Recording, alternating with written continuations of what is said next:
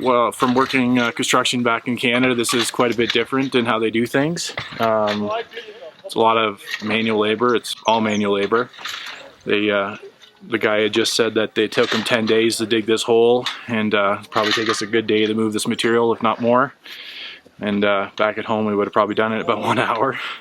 You come into something like this, and it's impossible not to have sort of preconceived expectations of how it's going to play out. And you know, as you drive through the village and you realize, you know, the poverty that is here, and at the same time you have a chance to meet some of those that are fortunate enough to receive a home. Think about carrying that water. If I could breathe, I could answer you. It's unbelievable. Isn't it crazy when you see these little petite women lugging this stuff? Barefoot too. Bare feet. On these rocks. Can you do this a couple of times every day? I think when you don't have a choice, you can do a lot more than you think you can.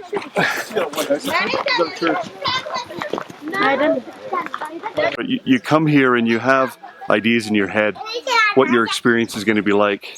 And we've all seen images on TV.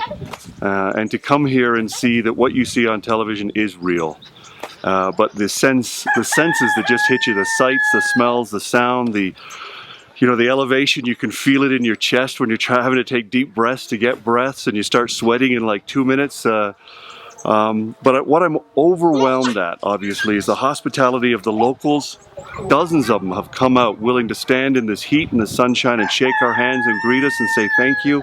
I'm also overwhelmed just by the attitude of the guys that have come along on this trip. You know, a lot of them are what I would call office or desk type job people. You know, they sit at a computer all day, and you know, we do have one construction guy on the crew and he's just working full bore. But for most of the other guys, this is outside their level of expertise or even their comfort level. You know, we may do weekend construction jobs, but we still have tools. This is as manual labor as you can get, as primitive tools as you can use, and these guys are smiling, they're laughing. It's almost like they're loving it. And I think there's a lot to be said for, you know, the thought sometimes that good, hard manual labor is good for the soul. It's helped me confirm the decision that I made to come here. It's helped me realize that it's not just a television commercial, but this is real life. And these are people's real lives, and there are people here with real needs.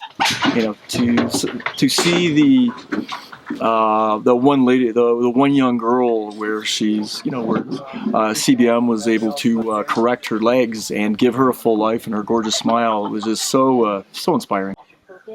You know, we're not just here building homes. You know, we're really changing lives and a number of different ways. I mean, yes, our donations, you know, paid for 40 homes or 20 homes this year, 20 homes next year. There was a whole realism in what we saw yesterday, you know, above and beyond the reality that we've been living for the last week. Seeing these families in their communities, allowing us to come into their home and inviting us into their home, and seeing the difference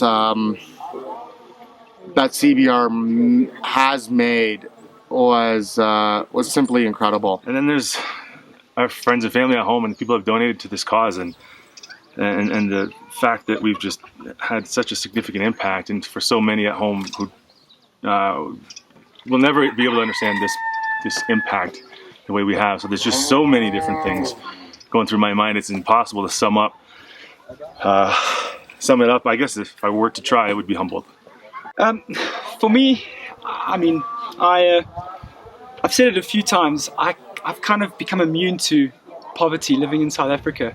I mean, I've also said a few times that I live a first world life in a third world country. So this has been a big eye-opener. People are happy. They're living in poverty. I mean, this is... In other African countries that I've been to, there's poverty, maybe even greater than this, but there's also wealth.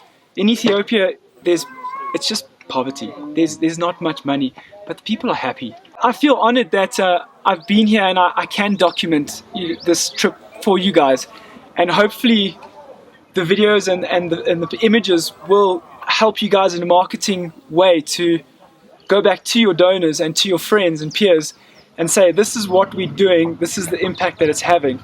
And I feel that as a photographer and videographer, that is a contribution that I can make to my Africa.